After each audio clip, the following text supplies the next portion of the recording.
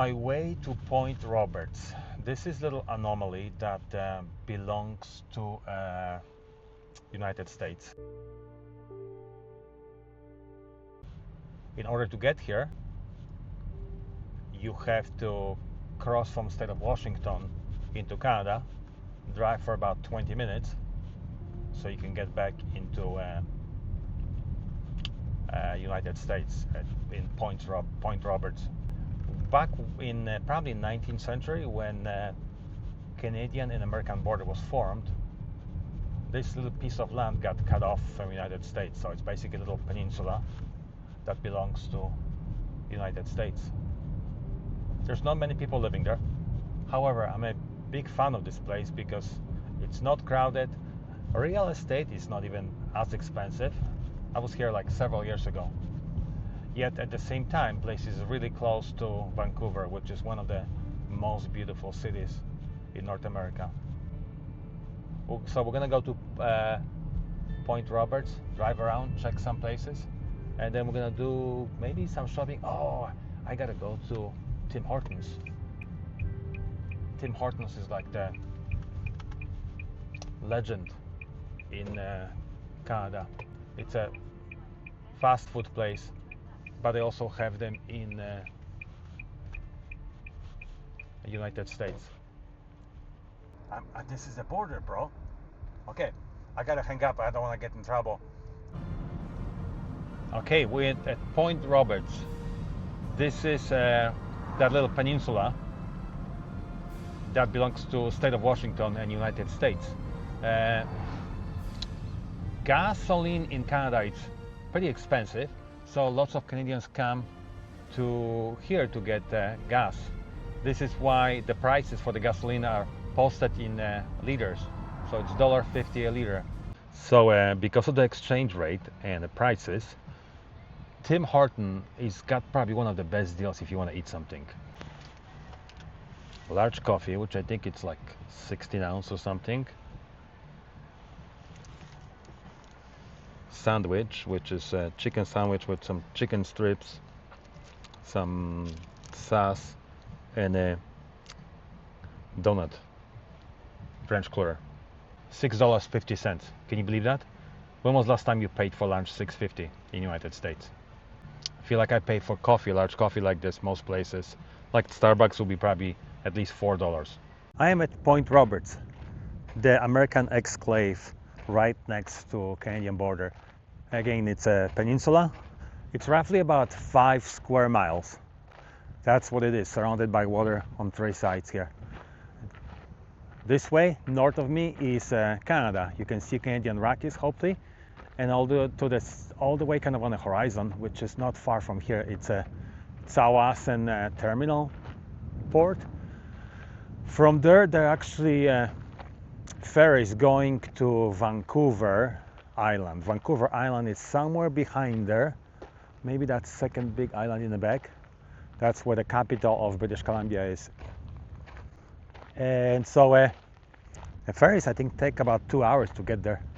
There's roughly around 12 or 1,300 people living in this area. And actually some of them live here just part of the year. I actually really kind of like this place here.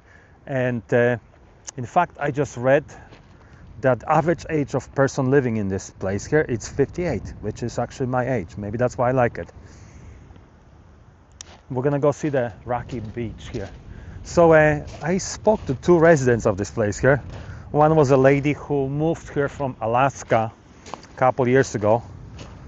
Her dad lives on Vancouver Island, so she can go see him, but just by taking a ferry, and it's way closer than coming from Alaska.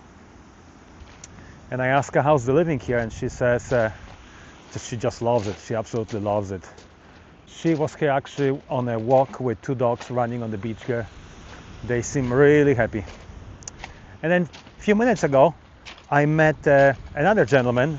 He looked like he was probably close to 80 years old. He says he's been living here for 35 years. And when I ask him what is the life around here, he says it's like the life supposed to be. He says it's so peaceful, it's safe. He says it feels like it's living in a gated community, protected by the federal government, border patrols and things like this. No homeless. It's pretty safe. Although the beach is rocky, it's actually really kind of pretty. I asked a gentleman where he goes to a doctor, and he says he actually goes to a doctor in Bellingham. In fact, he goes to the hospital that I'm actually working at this week. Shopping wise, people who live around here, they say they either shop in Canada, just like 10 minutes from here, or they actually sometimes go to Bellingham in Washington. It is really peaceful here.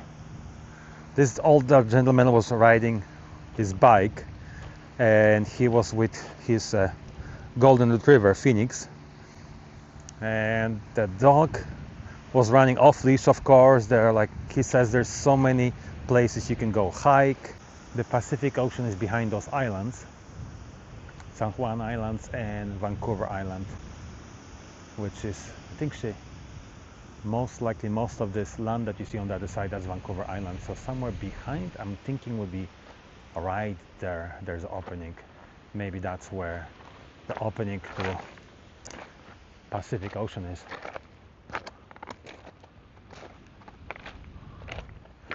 This park is called the Lighthouse, even though there's no real lighthouse.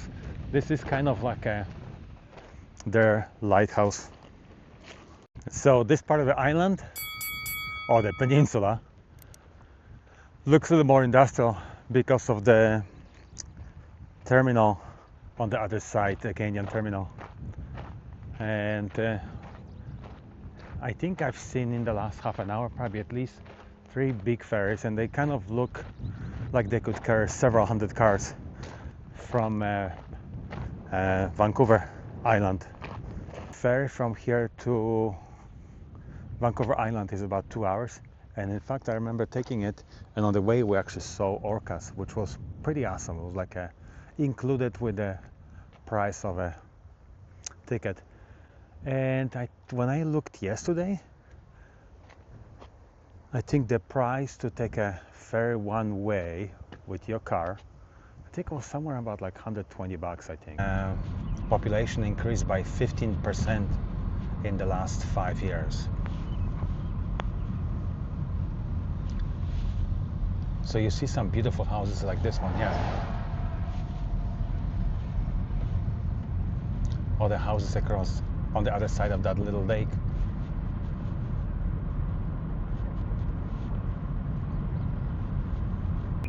But there are some really nice places.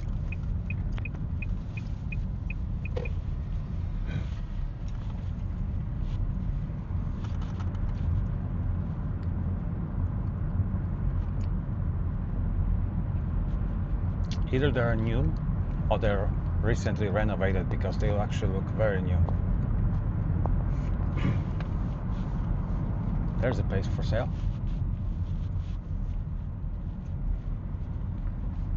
Now that street is kind of busy. I don't know if I'd like to live here. Also, I feel like this is a place where everybody kind of knows everybody.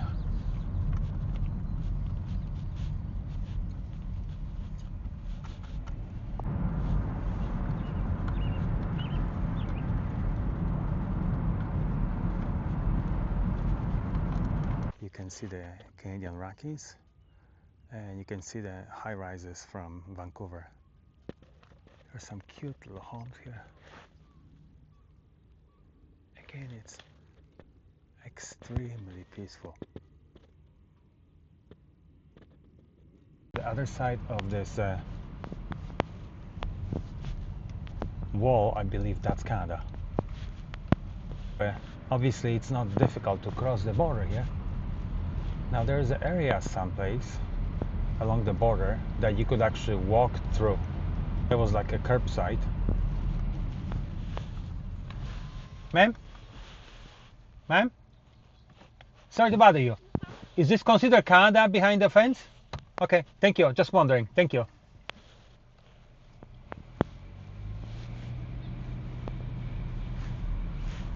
Isn't that crazy?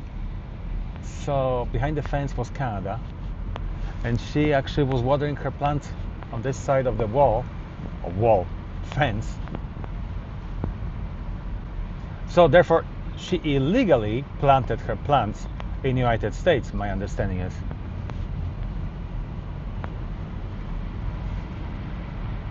No wonder President Trump wants to take over the country. So I'm driving right along the beach here, along the border here. It's just crazy. So you would think it's going to be really easy to cross, and I'm sure some people do it. However, I've read about there's a little town, it's kind of like this, on the border between I think Quebec and Vermont. That is basically, you're driving on the street here. I forgot the name of the town here. If you can remember it, put it in my comments.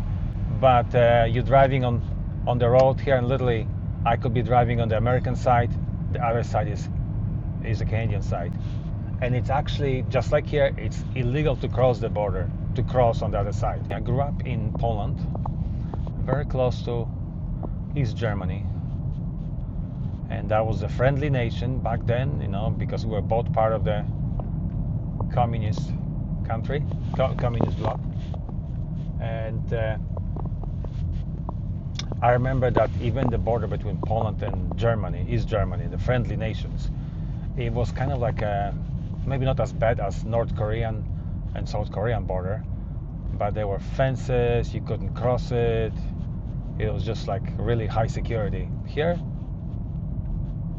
just like that, you're in Canada or United States. We're heading back into Canada. The border crossing I just passed, it was probably one of the smallest border crossing I've ever passed. They actually didn't even have the, what do you call it? They didn't have duty free. So I'm trying to figure out, so the gasoline in Point Roberts was about $5.50 or so, my estimates were. I'm trying to figure out how much is the gasoline in Canada. We're heading towards Surrey, which is about 30 minutes from here, and I think I'm gonna stop at the Canadian Costco.